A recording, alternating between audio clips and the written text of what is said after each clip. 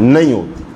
مثال کے طور پر ایک انسان سانپ سے بہت ڈرتا ہے تو اس کو سپنے میں سانپ نظر آنا شروع ہو جاتے ہیں۔ ایک بندہ اونچائی سے بہت ڈرتا ہے تو اس کو نظر آتا ہے جیسے وہ کسی پہاڑ پر ہے، اونچی جگہ پر ہے تو وہاں سے گر رہا ہے، لہذا اس خواب کی بھی کوئی حیثیت نہیں۔ یعنی جو انسان کسی چیز سے خوف کھاتا ہو، اگر خواب میں وہ چیز نظر آئے تو اس خواب کی کوئی حیثیت نہیں، اور کسی چیز کو انسان حد سے زیادہ چاہتا ہو، پسند کرتا ہو، اگر وہ چیز خواب میں نظر آئے تو اس کی بھی کوئی حیثیت نہیں۔ دو قسم کے خواب ہو گئے۔ تیسری قسم کے خواب وہ ہوتے ہیں کہ جو انسان دن میں کچھ دیکھتا ہے، دن میں انسان نے جو کچھ دیکھا وہی چیز انسان کو جب سوتا ہے خواب میں نظر آنا شروع ہو جاتی ہے، لہذا اس خواب کی بھی کوئی حیثیت نہیں ہوتی۔ اچھا، اب اس کے علاوہ خواب ہیں جو خواب اللہ کی طرف سے ہوگا یا پھر ایک خواب شیطان کی طرف سے ہوگا۔ اب سچے خواب بھی آتے ہیں انسان کو، اور نبی صلی اللہ علیہ وسلم نے ارشاد فرمایا نبوت تو ختم ہو گئی لیکن سچے خواب جو ہے نا وہ باقی ہیں اور وہ نبوت کا حصہ ہے۔ اور پھر شیطان کی طرف سے بھی انسان کو خواب آتے ہیں۔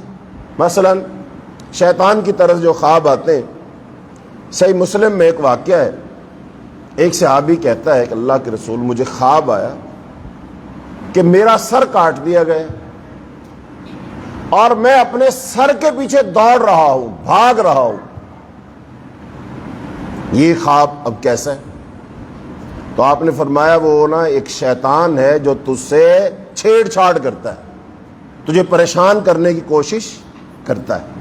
اب ظاہری بات انسان کو اگر ایسا خواب آئے گا تو انسان تو ڈر جاتا ہے، اور بعض دفعہ ہم میں سے اکثر و بیشتر یہ کیفیت طاری ہوتی ہے، انسان خواب میں کوئی چیز دیکھتا ہے اور ڈرتا ہے اور خوف زدہ ہوتا ہے اور گھبرایا ہوتا ہے، بعض دفعہ رو رہا ہوتا ہے، بعض دفعہ پسینہ اس کو آیا ہوا ہوتا ہے، اور اس کو بعض دفعہ یہ معلوم نہیں ہوتا، لیکن جو لوگ جاگ رہے ہوتے ہیں یا اس کی آواز سے جاگ جاتے ہیں وہ دیکھتے ہیں کہ یہ کیا حرکتیں کر رہا ہے، یا انسان خود جاگ جاتا ہے، دیکھتا پسینے میں شرابور ہے۔ تو اس کا مطلب خواب جو آ رہا تھا اس کی وجہ سے انسان ذہنی طور پر ڈسٹرب تو ہوا نا، پریشان تو ہوا نا، ڈر تو اس کو لگا نا، خوف زدہ تو اس کو ہوا نا، اور وہ کیفیت اس کے جسم پر طاری بھی ہو گئی۔ تو اس کا مطلب ایسے ڈراؤنے خواب یہ شیطان کی طرف سے آتے ہیں، تو شیطان چھیڑ چھاڑ کرتا ہے۔ اب اس کے بارے میں چند ایک احادیث سنیں۔ رسول اللہ صلی اللہ علیہ وسلم نے ارشاد فرمایا ان الرؤیا ثلاث منها احاویل من الشیطان لیحزن بها ابن آدم۔ خواب تین طرح کے ہوتے ہیں جن میں سے ایک قسم شیطان کی طرف سے ہول ناکیوں پر مشتمل ہوتی ہے تاکہ وہ ابن آدم کو اس سے غمگین اور رنجیدہ کر سکے۔ یعنی شیطانوں کو یہ قدرت حاصل ہے کہ وہ خواب میں آ کر انسانوں کو حزن و ملال، خوف و تکلیف اور اس کی دل کی بے چینی کا وہ سبب بنے، اس کو دوچار کر سکیں۔ چنانچہ حضرت ابو ہریرہ رضی اللہ تعالیٰ عنہ نے رسول اللہ صلی اللہ علیہ وسلم سے روایت کی ہے، فرماتے ہیں خواب تین طرح کے ہوتے ہیں، ہر خوشخبری رحمان کی طرف سے ہوتی ہے اور ہر ڈر اور خوف شیطان کی طرف سے ہوتا ہے۔ اب خوابوں کے بارے میں ایک اور رسول اللہ صلی اللہ علیہ وسلم نے خاص طور پر ہدایت کی، وہ کیا ہے؟ وہ یہ ہے، فرمایا اذا رأى احدكم رؤيا يحبها فانما هي من الله فليحمد الله عليها۔ فرمایا جب تم میں سے کوئی شخص پسندیدہ خواب دیکھے تو یہ اللہ کی جانب سے، پسندیدہ خواب اگر آتا ہے تو وہ اللہ کی جانب سے، بس وہ اس پر اللہ کی تعریف بیان کرے اور لوگوں کو اسے بتائے۔ اچھا، اب یہ جو لوگوں کو بتانا ہے نا، یہ بھی سب کو نہیں بتانا، اس کو بتانا ہے جو خاص بندہ ہے، جو انسان کا خاص قریبی ہے، محبت کرتا ہے، اور محبت بھی ایسی جس میں وہ اس سے حسد نہ کرے، بغض نہ کرے، عداوت نہ کرے، ایسا نہیں۔ وگرنہ حضرت یوسف علیہ السلام کو خواب آیا تھا تو بتایا، اور باپ یوسف علیہ السلام کون ہے؟ حضرت یعقوب علیہ السلام۔ وہ بھی پیغمبر ہے، بیٹا بھی پیغمبر ہے۔ خواب دیکھا 11 ستارے سورج اور چاند مجھے سجدہ کر رہے، تو حضرت یعقوب علیہ السلام نے خواب سنا اور سنتے کے ساتھ کیا کہا تھا؟ بیٹا یہ خواب اپنے بھائیوں کو نہ بتانا۔ کیوں نہ بتانا؟ خواب تو بہت اچھا ہے، لیکن بھائیوں کیوں نہیں بتانا؟ اس کے پیچھے یہی بات تھی کہ وہ بھائی باپ کے لحاظ سے سگے تھے لیکن ماں کے لحاظ سے سگے تو خام خواہ حسد کریں گے، اور یہ خواب کوئی معمولی خواب نہیں، سورج چاند سجدہ کر رہے ہیں۔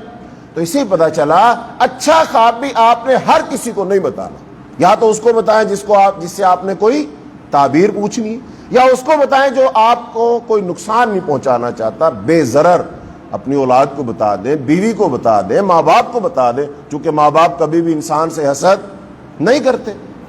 تو اس لیے اچھا خواب پھر رحمان کی طرف سے۔ تو آپ صلی اللہ علیہ وسلم نے ارشاد فرمایا پس وہ اس پر اللہ کی تعریف بیان کرے اور لوگوں کو اسے بتائے، اور اگر اس کے برعکس، اس کے الٹ وہ ناپسندیدہ خواب دیکھے تو یہ شیطان کی جانب سے ہے، لہذا اس کے شر سے پناہ مانگے اور کسی سے اس کا تذکرہ نہ کرے۔ اب رسول اللہ صلی اللہ علیہ وسلم نے ارشاد فرمایا ہے اگر کسی کو رات کو ڈراونا کو خواب آتا ہے اور اس کی آنکھ کھل جاتی، پھر وہ کیا کرے؟ وہ اعوذ باللہ من الشیطان الرجیم پڑھے اور اپنے الٹی طرف تھتکار دے، ایسے کر دے، تو اللہ تعالیٰ پھر شیطان سے اس کو بچا لے گا۔ تو اس روایت سے بھی یہ پتہ چلا کہ بھی خواب تو انسان کو آتے ہیں، پھر شیطان کی طرف سے بھی خواب آئیں گے، لہذا شیطان انسان کو ان خوابوں کے ذریعے سے تکلیف پہنچاتا ہے، اس کو پریشان کرتا ہے، اس کا ذہن بگاڑتا ہے، اس کے دل میں خوف پیدا کرتا ہے، ڈر پیدا کرتا ہے۔ اب یہاں پر ایک بات نوٹ کر لو آپ، چونکہ مسلسل درس چل رہا ہے شیطان کے بارے میں، شیطان کیسے نقصان پہنچاتا ہے۔ اچھا یہ ساری باتیں میں آپ کو کس لیے بتا رہا ہوں؟ اس لیے بتا رہا ہوں کہ شیطان ہمارا دشمن ہے، ہم نے اسے اللہ کی پناہ میں آنا ہے، لیکن کہیں ایسا نہ ہو ہم شیطانوں سے، جنات سے بہت زیادہ ڈرنا ہی شروع کر دیں۔ اور یہ ویسی بات ہے معاشرے کے اندر، جنات سے لوگ بہت ڈرتے ہیں۔ ایک گھر میں آپ رہتے ہیں، اس گھر میں بھلے کسی چوہے نے برتن گرا دیا ہو، آواز آئی ہو، لیکن اس گھر میں بچے نہیں جاتے، عورتیں نہیں جاتی، ڈر لگتا ہے، اندھیرا ہے، وہاں جنات ہیں، یہ ہے وہ ہے۔ یا پھر آپ سے کہا جائے رات کو کسی ایسی جگہ پر جاؤ، نہیں جاتے، ڈر لگتا ہے۔ کیا اب شیطانوں سے، جنات سے ڈرنا چاہیے؟ یہ سوال ہے۔ ہم ڈرتے تو ہیں، لیکن کیا ڈرنا چاہیے کہ نہیں؟ تو بھائی جنات سے، شیاطین سے خوف کھانے کی ضرورت، ڈرنے کی ضرورت، ان کو اپنے اوپر سوار کرنے کی ضرورت نہیں ہے بالکل۔ ہاں اللہ کی پناہ پکڑنے کی ضرورت ہے، اذکار کرنے کی ضرورت ہے، دعائیں کرنے کی ضرورت ہے، استعاذہ جو ہے اس کی ضرورت ہے۔ باقی شیطان سے ڈرنے کی ضرورت نہیں ہے، چونکہ شیطان اتنی ہیوی کوئی مخلوق نہیں ہے کہ وہ آپ پر حاوی ہو جائے اور آپ کو نقصان پہنچا دے۔ ہاں وہ نقصان تب پہنچائے گی جب آپ اذکار نہیں کریں گے، آپ دعائیں نہیں پڑھیں گے، آپ صاف ستھرے نہیں رہیں گے، اللہ کی پناہ میں نہیں رہیں گے۔ اور جب آپ اللہ کی پناہ میں نہ ہو پھر تو شیطان کیا آپ کو مچھر بھی تکلیف پہنچاتا ہے، آپ کو چیونٹی بھی تکلیف پہنچاتی، انسان کا اپنا بدن اس کو تکلیف پہنچاتا ہے۔ بعد میں انسان کھانا کھا رہا تھا، زبان دانتوں کے نیچے نہیں آ جاتی تو انسان خود اپنے آپ کو نقصان پہنچا لیتا ہے۔ بعد میں اپنے ہاتھ سے نہاتے دھوتے ہوئے انگلی ناک میں لگ جاتی ہے، آنکھ میں لگ جاتی ہے، انسان خود تکلیف پہنچا لیتا ہے۔ سبزی کاٹ رہے ہو، آپ کو کاٹ رہے ہوتے ہیں، بہت بچا بچا کے قربانی کا گوشت بچا رہے ہوتے، بنا رہے ہوتے ہیں، پھر بھی کہیں نہ کہیں ٹک لگ جاتا ہے۔ تو اس کا مطلب احتیاط ضروری ہے، شیطان سے خوف کھانے کی ضرورت نہیں ہے، چونکہ قرآن پاک میں سورہ جن موجود ہے، اور سورہ جن کے اندر وہ جو جنات ہیں نا وہ کہہ رہے کہ ہمارے جو جنات ہیں نا، پتہ ان کو سرکش کس نے بنایا؟ انسانوں نے بنایا۔ کیسے؟ کہ یہ انسان ان سے ڈرتے رہتے ہیں اور ان سے پناہ مانگتے۔ عرب والوں کا طریقہ یہ تھا، وہ جب کسی سفر پر جاتے اور جب انہوں نے رات کو کہیں پڑاؤ کرنا ہوتا، ٹھہرنا ہوتا، ظاہر بات ہے کوئی صحرا ہے، جنگل ہے، کہیں بھی، تو وہ جب کہتے ہیں نا بھئی ہم یہاں ٹھہریں گے، تو اب انہوں نے سواریاں کھول دی، پالان کھول دیے، خیمے لگا دیے۔ اب وہ کیا کرتے تھے؟ اونچی آواز میں کہتے تھے ہم اس علاقے کے بڑے شیطان سے پناہ مانگتے، ہم اس کی پناہ میں آتے ہیں۔ اس کا مطلب وہ بآواز بلند کہتے تھے کہ اس علاقے کا جو سردار جن ہے، سردار جن ہے، ہم اس کی پناہ میں آ گئے، لہذا اب ہمیں کوئی نقصان نہ پہنچایا جائے۔ اس کا مطلب وہ ڈر رہے، لہذا اب شیطانوں نے یہ سمجھنا شروع کر دیا کہ انسان ہم سے ڈرتے ہیں، وہ شیر ہو گئے۔ یہ تو عام انسانوں میں بھی ہوتا ہے، اگر کوئی شخص کہیں آ کر کوئی بدماشی کرتا ہے اور چودھری بننے کی کوشش کرتا ہے، اگر اس علاقے کے لوگ اس سے ڈر جائیں، خوف زدہ ہو جائیں اور سر اس کے سامنے کرے، جو مانگے مطالبہ کر دیں، اس کا پورا کر دیں، وہ سرکش ہو جاتا کہ بھئی یہ لوگ مجھ سے ڈرتے ہیں، لہذا اب ان کو دبا کے ہی رکھو۔ لیکن ایسا بدماش آدمی کسی علاقے میں جائے اور وہاں کے لوگ پہلی دفعہ اس کی دھلائی کر دیں، اس کو کیا سمجھ آئے گی؟ بھئی یہاں دال گلنے والی، تو وہ اس علاقے کا رخ نہیں کرے گا دوبارہ۔ ایسے ہی بالکل جنات ہیں، جب انسان اس سے ڈرنا شروع کر دیتے وہ چودھری بن جاتے، بڑے بن جاتے، یہ تو ہم سے ڈر رہے لہذا انہیں ڈرا کے رکھو، وہ اور ڈرانے کی کوشش کرتا ہے۔ لہذا قرآن پاک سورہ جن کی اس آیت میں جنات کہہ رہے کہ انسانوں نے ان شیطانوں کو سرکش بنا دیا ہے، وگرنہ ان کے اندر سرکشی تھی نہیں۔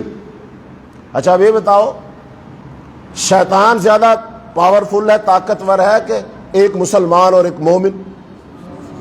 مسلمان مومن، چونکہ اس کا عقیدہ بڑا مضبوط ہے، وہ قرآن پاک پڑھتا ہے، قرآن پاک کی آیات اس کے ذہن میں ہیں، وہ دعائیں پڑھتا ہے، اب کتنا ہی بڑا شیطان کیوں نہ ہو، کتنا طاقتور شیطان کیوں نہ ہو، آپ ایک لائن پڑھیں، اعوذ باللہ من الشیطان الرجیم، یہ آیت پڑھیں، بڑے سے بڑا شیطان نہیں ٹھہر سکتا۔ آپ پڑھیں لا حول ولا قوت الا باللہ، یہ لائن پڑھیں، بڑے سے بڑا سرکش سے سرکش شیطان دوڑ جائے گا، آپ کے مقابلے میں نہیں ٹھہر سکتا، چونکہ آپ زیادہ طاقتور ہو گئے۔ لیکن اگر کوئی بندہ قرآن نہ پڑھے، دعائیں نہ پڑھے، اذکار نہ کرے، اللہ کی پناہ نہ مانگے، پاک اور صاف نہ رہے، شیطانی کاموں کو نہ چھوڑے، ہاں پھر شیطان تجھ پر حاوی ہو جائے گا۔ تو اس لیے شیاطین سے ڈرنا بالکل نہیں ہے، وہ ہمارا کچھ نہیں بگاڑ سکتے، اور اگر وہ بگاڑ سکتے ہی ہوتے تو بتائیے وہ جو بڑا ان کا گرو ہے جس نے آدم علیہ السلام کو سجدہ نہیں کیا تھا، وہ تو پھر نبیوں کو زندہ ہی نہ چھوڑتا۔ نبی اس شیطان کے بارے میں لوگوں کو بتاتے کہ دشمن ہے، تو اس نے کیا بگاڑ لیا نبیوں کا؟ کچھ نہیں بگاڑا۔ کیا بگاڑ لیا صحابہ کرام کا؟ کچھ نہیں بگاڑا۔ اور ان کی فوجیں موجود ہیں، ان کے پیدل اور گھڑ سوار دستے موجود ہیں، اور وہ وہاں سے ہمیں دیکھتے ہیں جہاں سے ہم ان کو نہیں دیکھتے، اور اللہ پاک انہوں نے کئی اختیارات دیے ہوئے ہیں، اس کے باوجود بتائیے وہ کتنوں کو گمراہ کر سکے۔ یاد رکھیں، جو لوگ ان سے ڈرتے ہیں اور جو لوگ اللہ کو چھوڑ کر غیر اللہ سے مدد مانگتے ہیں، بھلے کسی انسان سے، کسی پیر سے، کسی دربار سے، کسی درگاہ سے، کسی سے پناہ مانگتے ہیں، پھر کوئی چھلا پہنتا ہے، کوئی انگوٹھی پہنتا ہے، کوئی کڑا پہنتا ہے، کوئی تعویذ باندھتا ہے، کوئی دھاگا باندھتا ہے، شیاطین زیادہ انہی پر مسلط ہوتے ہیں۔ اور جو لوگ نہ دھاگا پہنے، نہ کڑا پہنے، نہ چھلا پہنے، نہ ان درباروں پر، درگاہوں پر جائیں، اللہ کی قسم شیطان انہیں تکلیف بھی نہیں دیتے، چونکہ شیطان کو پتہ یہ تو مجھ سے ڈرتے ہی نہیں، ان کا تو عقیدہ بڑا مضبوط ہے، ان کا تو ایمان بڑا مضبوط ہے، لہذا وہ بھی وار وہاں کرتا ہے جہاں ڈرپوک لوگ ہیں۔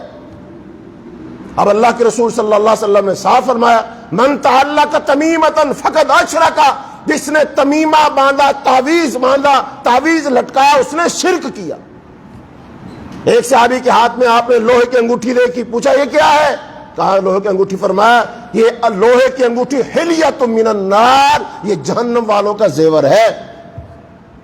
ہم دیکھتے ہیں کتنے سارے لوگ ہیں، بڑے بڑے کڑے پہنے ہوتے ہیں، پاؤں میں پہنے ہوتے ہیں کڑے۔ آج میں دیکھ رہا تھا کہ ایک ملنگ سا آدمی اور کسی دربار کا خاص، اس نے بھینسوں والا سنگل، کافی سارے سنگل گلے میں پہنے ہوئے، ایک کڑا پہنا ہوا ہے، اس میں سنگل باندھے ہوئے، اور یہاں لوہے کے کڑے، یہاں کڑے، یہاں کڑے۔ اس صحابی نے اس سے پوچھا یہ لوہا جو آپ نے پہن رکھا تقریباً اس کا کتنا وزن ہوگا؟ اس نے کہا 1.25 من وزن ہے اس کا۔ اب 1.25 من وزن پہن کر لوہا پھر رہا ہے وہ، اور یہ اس کی کرامت ہے۔ کیا کرامت ہے اس کی؟ اتنا بوجھ اٹھایا ہو اس نے خام خائی، کیا اس کا فائدہ ہے؟ لیکن لوگ کہیں گے بڑا پہنچا، اور لوگ آ رہے تھے اور وہ صرف ہاتھ لگاتا ہے ایسے، لوگ سمجھتے تبرک مل گیا مجھے، اس نے ہاتھ لگا دیے۔ اس لیے میرے عزیزوں، میرے بھائیوں، عقیدہ توحید درست کرو، صرف اللہ سے پناہ مانگو، اللہ تعالیٰ تمام سے بچائے گا، شیاطین سے بھی، شیاطین من الجن سے بھی، اور انسانی شیاطین سے بھی اللہ پاک بچائے گا۔ تو ایک تو یہ ہے خواب جو ہے نا، یہ آتے ہیں اور خوابوں کے ذریعے سے شیطان انسان کو تکلیف پہنچانے کی کوشش کرتا ہے۔ اب ان سے بچنے کا پھر طریقہ کیا ہے؟ بچنے کا طریقہ شریعت نے ہمیں پوری حفاظت دی ہے۔ جب آپ سوئیں نا، وضو کر کے سوئیں۔ کیا کر کے سوئیں؟ اور جو لوگ اس میں مبتلا ہے، بعض لوگ اس معاملے میں مبتلا ہے، پریشان ہے، وضو کر کے سوئیں۔ نمبر 2، یہ جب بندہ ہارا تھکا گھر جاتا ہے نا، تو وہ سستی کا شکار ہو جاتا ہے، اذکار ویسے نہیں کرتا جیسے کرنے چاہیے۔ نمبر 2 کام وضو کرے۔ نمبر دوسرا کام کیا کرے؟ بستر پر جب بیٹھے سورہ اخلاص، سورہ فلق، سورہ ناس ایک دفعہ پڑھے، اور اپنے ہاتھوں پر اپنا پھونک مارے اور اپنے بدن پر سارا پھیرے۔ یہ عمل 3 دفعہ کرے۔ 2 کام۔ تیسرا کام آیت الکرسی پڑھے۔ چوتھا کام سورہ بقرہ کی آخری 2 آیات پڑھے۔ 5واں کام سورہ ملک پڑھ لے۔ 6واں کام اب وہ تسبیح فاطمہ پڑھ لے، 33 مرتبہ سبحان اللہ، 33 مرتبہ الحمدللہ، 34 مرتبہ اللہ اکبر۔ اور پھر اس کے بعد دائیں کروٹ لیٹے، اپنا ہاتھ اپنے رخسار کے نیچے رکھے اور ذکر اذکار کرتا کرتا سو جائے۔ حدیث میں آتا ہے جو بندہ اذکار کر لیتا ہے، آیت الکرسی پڑھ لیتا ہے، اللہ اس بندے کی حفاظت کے لیے ایک فرشتے کی ڈیوٹی لگاتے ہیں، وہ فرشتہ اس کا پہرے دار بن جاتا ہے۔ اب وہ پہرے دار جو فرشتہ، وہ کس سے بچائے گا؟ کس سے بچائے گا؟ حملہ کس نے کرنا ہے؟ شیطان نے کرنا ہے۔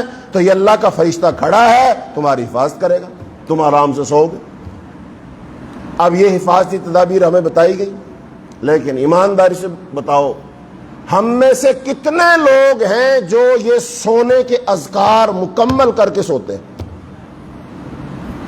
نمبر 2، اپنے بچوں سے کرواتے ہیں؟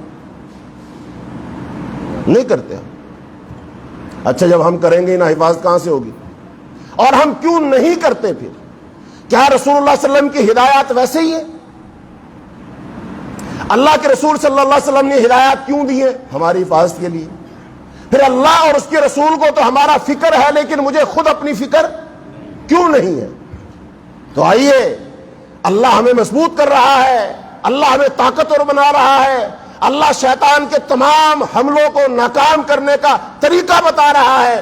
آئیے ان طریقوں کو اپنائیے اور مضبوط ہو جائیے، اور اپنے آپ کو شیطان سے بچائیے، اپنی اولاد کو شیطان سے بچائیے، اپنے گھر کو شیطان سے بچائیے، شیطان پروف ہو جائیے۔ شیطان سے اللہ تعالیٰ تمہاری حفاظت فرما لے گا۔ ڈرنے کی ضرورت نہیں ہے، کچھ کرنے کی ضرورت ہے، اذکار کرنے کی ضرورت ہے۔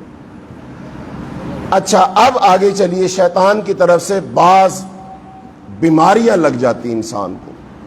اب وہ بیماریاں، یہ امراض کچھ خواتین کے ہیں، اور خواتین جب اللہ پاک ان کو اولاد دے دیتا نا، اس کے بعد جو پیٹ کے امراض ہیں، رحم کے امراض ہیں، ان کے ایام مخصوصہ کے جو امراض ہیں، حیض کے امراض جو ہو گئے، ان کے اندر اکثر و بیشتر خواتین مبتلا ہوتی ہیں۔ اس میں جریان ہے، سیلان ہے، ماہواری ٹھیک نہیں آ رہی ہے یا زیادہ آ رہی ہے، کمزوری اس کی وجہ سے ہو گئی۔ پیٹ ہے نا، پیٹ میں رحم ہے، اور رحم اگر ٹھیک نہیں ہے، درست نہیں ہے، عورت جو ہے ہمیشہ تکلیفوں میں مبتلا رہتی ہے، درد میں مبتلا رہتی ہے، ٹوٹ پھوٹ کا شکار رہتی ہے، بیمار رہتی ہے، سستی کا شکار رہتی ہے، کام کاج نہیں کر سکتی ہے، ہمیشہ سر باندھ کے رہے گی، سر پکڑ کے رہے گی. لہذا مرد بھی پریشان، اولاد بھی پریشان، خاتون بھی پریشان، پورا گھر ہی پریشان. لہذا اگر چاہتے ہیں کہ ان تمام پریشانیوں سے ہم بچیں تو پھر ہمیں شیطان سے پناہ مانگنا. اس کی وجہ سے خاص بیماریاں لگتی ہیں. طاعون کتنا برا مرض ہے. طاعون، اب طاعون اور استحاضہ اور دیگر امراض شیطان کی وجہ سے لگتے ہیں. اللہ کے نبی حضرت ایوب علیہ السلام کا اپنی بیماری اور مالی تکلیف پر صبر مشہور ہے.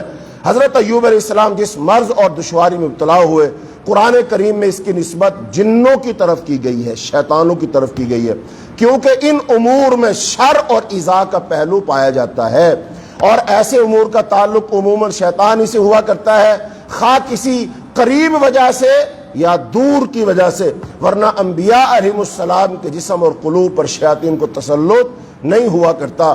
اللہ تعالیٰ فرما وَاذْكُرْ عَبْدَنَا أَيُّوبَ إِذْ نَادَىٰ رَبَّهُ أَنِّي مَسَّنِيَ الشَّيْطَانُ بِنُصْبٍ وَعَذَابٍ.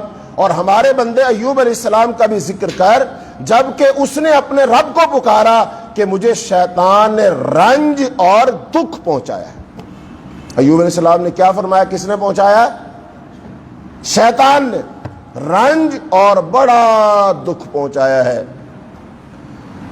تو حضرت عبداللہ ابن عمر اور ابو موسیٰ اشعری رضی اللہ عنہما، دو صحابی، ان سے مروی ہے کہ رسول اللہ صلی اللہ علیہ وسلم نے فرمایا میری امت تان اور طاعون سے فنا ہوگی. یہ جنوں میں سے تمہارے دشمنوں کے نیزوں کے زخم ہیں اور ان سے مرنے والے ہر شخص کے لیے شہادت ہے. طاعون کا ذکر آیا، کیا فرمایا؟ جنوں کے نیزے. نیزہ دیکھا ہے؟ لاٹھی ہوتی ہے، اس کے اوپر ایک برچھی لگی ہوتی ہے، لوہے کی نوکدار چیز لگی ہوتی ہے، اس کو نیزہ کہتے ہیں. تو یہ شیطان نیزہ مارتا ہے، اور اس نیزے سے کیا بنتا ہے؟ زخم. اور وہ زخم جو بنتا ہے وہ بنتا ہے طاعون. تو پھر طاعون میں لوگ مبتلا ہوتے ہیں. تو اللہ کے رسول نے کیا فرمایا؟ یہ کس کا زخم ہے؟ شیطان کے نیزے کا. اب اس سے بڑی باتیں اللہ کے رسول اور ہمیں کیا بتائیں؟ بھئی طاعون کی بیماری شیطان کے نیزے سے. اچھا شیطان نیزہ کس کو مارے گا؟ شیطان نیزہ کس کو مار سکتا ہے اور کس کو نہیں مار سکتا؟ ظاہری بات ہے جو پناہ مانگے گا، اذکار کرے گا، پاک صاف رہے گا، عقیدہ مضبوط ہوگا، اس کو نہیں مار سکے گا. اور جو ہی بندہ نہیں کرے گا اس نے تو اپنے آپ کھلا چھوڑا ہوا ہے، شیطان کو دعوت دی ہوئی آ بھی مار. ایک صحابی رسول ہے، ایک دن وہ فرما رہے، حدیث بیان کر رہے تھے، یہ دعا پڑھو اللہ پاک تمہیں ہر مرض سے بچا لے گا. بسم اللہ الذی لا یضر مع اسمہ شیء فی الارض ولا فی السماء وہو السمیع العلیم. اچھا وہ خود جو ہے نا فالج زدہ تھے یا ان کو کوئی مسئلہ تھا، خود بیان کر رہے ہیں اللہ بچا لے گا، لیکن خود ایک مسئلے میں مبتلا ہے. تو سوال کرنے والے نے سوال کیا کہ حضرت آپ ہمیں تو یہ دعا سکھا رہے ہیں کہ یہ پڑھ لیا کرو بچ جاؤ گے، لیکن آپ تو خود اس میں مبتلا ہوئے پڑے، پھر یہ کیسے ہوا؟ وہ صحابی کہتے ہیں بھائی میں یہی تو بتانا چاہ رہا ہوں، جس دن میں اس مرض میں مبتلا ہوا اس دن میں نے یہ دعا نہیں پڑھی تھی. اس دن میں نے یہ دعا، تو میں مبتلا ہو گیا، لہذا تم پابندی سے پڑھو، اللہ تعالیٰ تمہیں محفوظ رکھے. دوسری حدیث ابو موسیٰ اشعری رضی اللہ عنہ سے مروی، فرمایا مرض طاعون جنوں میں سے تمہارے دشمن کے نیزے کا زخم ہے اور وہ تمہارے لیے باعث شہادت ہے. اچھا اب یہ بتاؤ، آج تک آپ نے سوچا ہے کہ بھی جنات کے پاس نیزہ بھی ہوگا؟ جنات کے پاس نیزہ بھی ہوگا اور وہ نیزہ مارتا بھی ہوگا، لیکن یہ تو حدیث میں. تو پھر اللہ کے رسول اور ہمیں کیا بتائیں؟ شیطان ہمارا دشمن اللہ نے بتا دیا، انہ لکم عدو مبین. پھر یہ بھی بتا دیا تمہیں گمراہ کرے گا، نقصان پہنچائے گا. پھر اللہ کے رسول نے بتا دیا ہی جسمانی نقصان پہنچائے گا، نیزہ مارے گا. تو بتائیے مچھر سے ہم بچنے کے لیے تو مچھردانی لگا لیں، ماسپل لگا لیں، ویکسین کروا لیں، لیکن شیطان سے بچنے کے لیے کیا کریں؟ شیطان سے بچنے کے لیے بہت سارے کام جو ہم نے کرنے. کھانا کھاؤ تو بسم اللہ پڑھو تاکہ شیطان ساتھ نہ کھائے. واش روم جاؤ تو دعا پڑھو تاکہ تمہاری مکد کے ساتھ نہ کھیلے، بیوی کے پاس ہم بستری کرنے لگو تو دعا پڑھو تاکہ وہ تمہیں نقصان نہ پہنچائے، ہر گھر میں جاؤ تو دعا پڑھ لو تاکہ شیطان تمہارے گھر میں داخل نہ ہو، تمہارے گھر میں سوئے نہ۔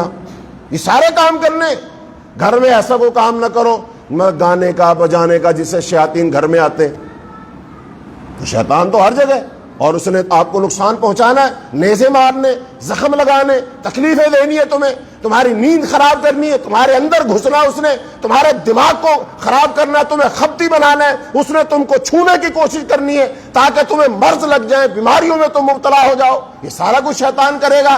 اب شیطان اتنا بڑا دشمن ہے اور ہر وقت ہمارے ساتھ ہے، ہمارے پیچھے لگا ہوا ہے اور ہم اس سے غافل ہیں، پھر غفلت کا نتیجہ یہی نکلے گا کہ ہم پریشانیوں میں مبتلا ہوں گے۔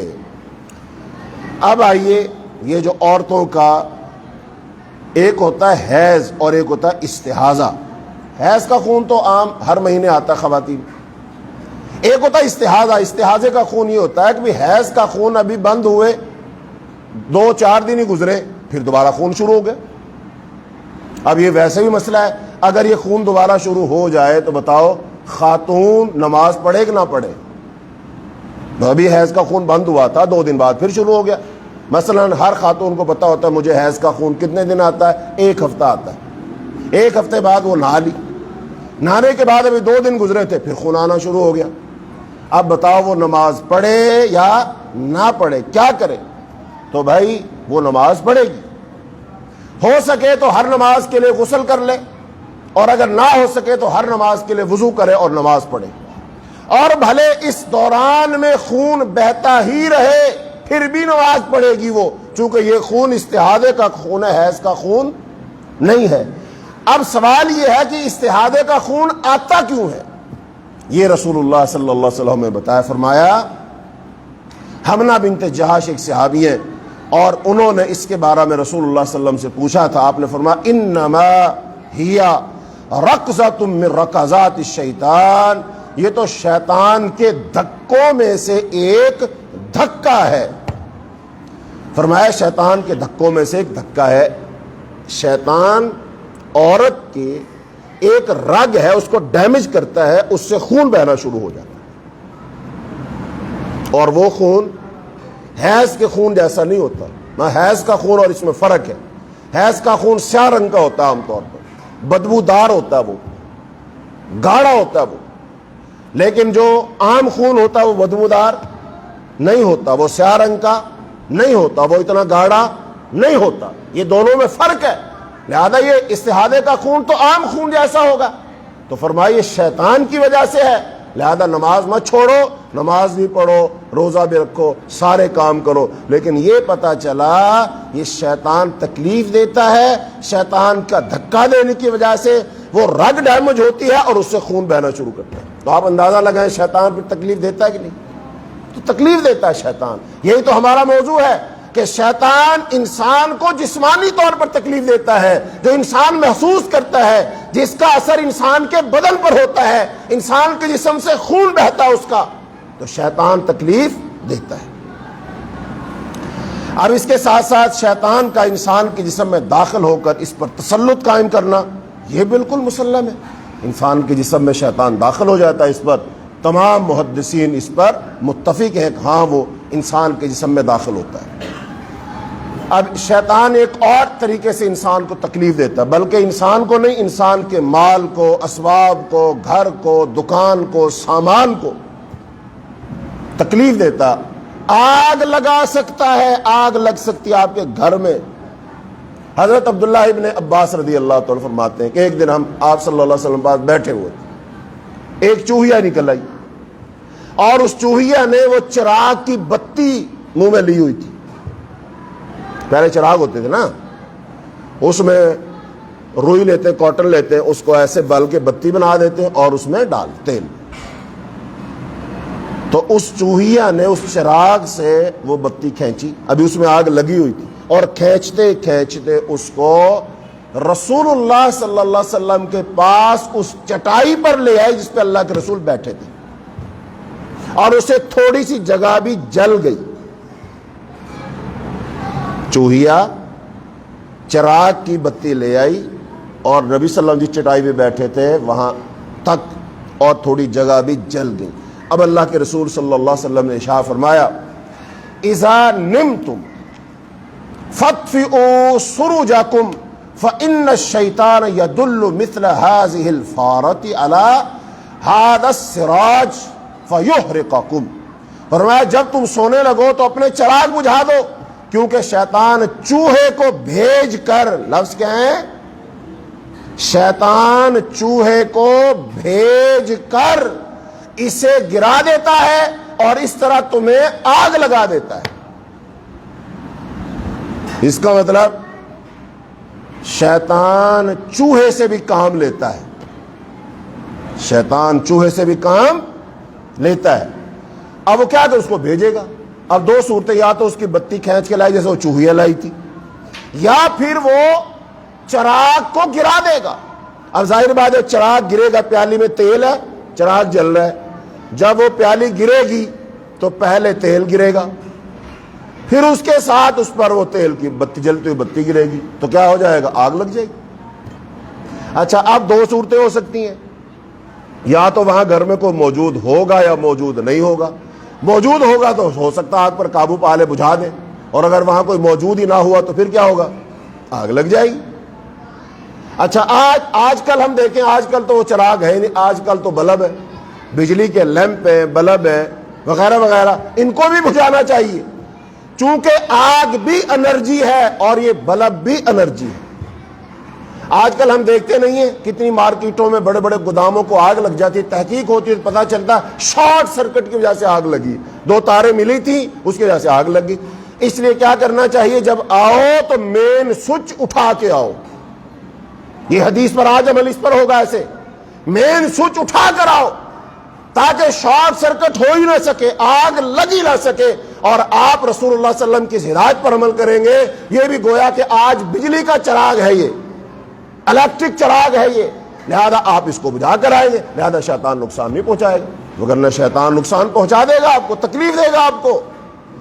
اور اس میں پھر بہت ساری باتیں جڑی ہوتی ہیں۔ کئی لوگ فائدہ اٹھائیں گے توہم پرستی کا، کہتے ہیں تم دیکھا فلاں کو نہیں مانتے، آگ لگ گئی نا، نقصان ہو گیا نا، یہ ہو گیا وہ ہو گیا، پتہ نہیں کہاں کہاں خواب خیال آئیں گے، اور جب کام ہو گیا، کاروبار ڈوب گیا، مقروض ہو گیا، لوگ گھر پر آ رہے ہیں، مطالبہ کر رہے، بندہ چھپتا پھر رہا ہے، کہیں گے فلاں جگہ جاؤ، فلاں سرکار ہے وہاں جاؤ، کاروبار دوبارہ چل جائے گا۔ تو شیطان ایک تو آگ لگوا دے گا، پھر اس کے بعد عقیدے کا بھی بیڑا غرق کرے گا، چونکہ بھوک جو ہوتی ہے، فقر جو ہوتا ہے، آدمی کو کفر تک پہنچا دیتا ہے۔ حدیث میں ہے قاد الفقر ان یکون کفرا، تو اس کا مطلب کیا ہوا؟ رسول اللہ صلی اللہ علیہ وسلم نے ہدایت دی ہے کہ اپنے چراغوں کو بجھا کر سو۔ اب بتائیے اس قدر باریک بینی سے چھوٹی چھوٹی ہدایات آپ کو کون دے گا؟ یہ رسول اللہ صلی اللہ علیہ وسلم ہے۔ اور رسول اللہ صلی اللہ علیہ وسلم جب ہدایات دے رہے ہوتے ہیں تو قرآن میں کیا ہے؟ فرمایا وما ينطق عن الهوى ان هو الا وحی یوحی، پیغمبر اپنی خواہش نفس سے نہیں بولتا، بلکہ تب بولتا ہے جب اللہ کی طرف سے وحی آتی ہے۔ تو گویا کہ اللہ تعالیٰ اپنے نبی کو شیطان کی ان شرارتوں سے، نقصانات سے، شر سے بچانے کے لیے اپنے پیغمبر کو بتا رہے، اور اللہ کا پیغمبر اپنی امت کو بچانے کے لیے اپنی امت کو ہدایات دے رہا ہے۔ تو اب امت کو کیا چاہیے؟ ان پر عمل کرے تاکہ اللہ تعالیٰ اس کو شیطان کے شر سے بچا لے۔ تو اب مرض بھی لگ سکتا ہے شیطان کی وجہ سے، آگ بھی لگ سکتی ہے شیطان کی وجہ سے، برے اور ڈراؤنے خواب بھی آ سکتے ہیں شیطان کی وجہ سے، وسوسے بھی دلا سکتا ہے شیطان، خیالات بھی دلا سکتا ہے شیطان۔ اس لیے شیطان سے پناہ مانگو، صبح و شام کے اذکار کرو، تاکہ اللہ تعالی ہمیں بھی، ہماری اولادوں کو بھی اللہ شیطان کے تمام شرور سے، تمام اس کی تکلیفوں سے، تمام نقصانات سے اللہ تعالی ہمیں دنیا میں محفوظ رکھے، زندگی میں محفوظ رکھے، اور جب ہماری موت ہو اللہ اس وقت بھی شیطان سے ہمیں محفوظ رکھے۔ چونکہ حدیث پاک میں آتا ہے شیطان کا آخری حملہ انسان پر کب ہوگا؟ جب اس کی جان نکل رہی ہوگی۔ چونکہ جب جان نکلتی ہے تو بڑا مشکل مرحلہ ہوتا ہے، اس وقت انسان پر موت کا نزع کا جب وقت ہوتا ہے، مشکل وقت ہوتا ہے، انسان چڑچڑا ہو جاتا ہے، تکلیف میں مبتلا ہو جاتا ہے، لہذا شیطان اس وقت آ کر آخری داؤ لگاتا ہے، کہتا ہے کہ میں تمہیں در سے نجات دے دوں گا، میں تمہیں بچا لوں گا، تمہاری زندگی طویل ہو جائے گی، میری بات مان لے، اور اس سے کوئی کفر کروانا چاہتا ہے۔ تو اس کا مطلب اگر انسان اس وقت کفر کر دے تو اس کا مطلب اس کا انجام بد ہوا، انجام خیر نہیں ہوا۔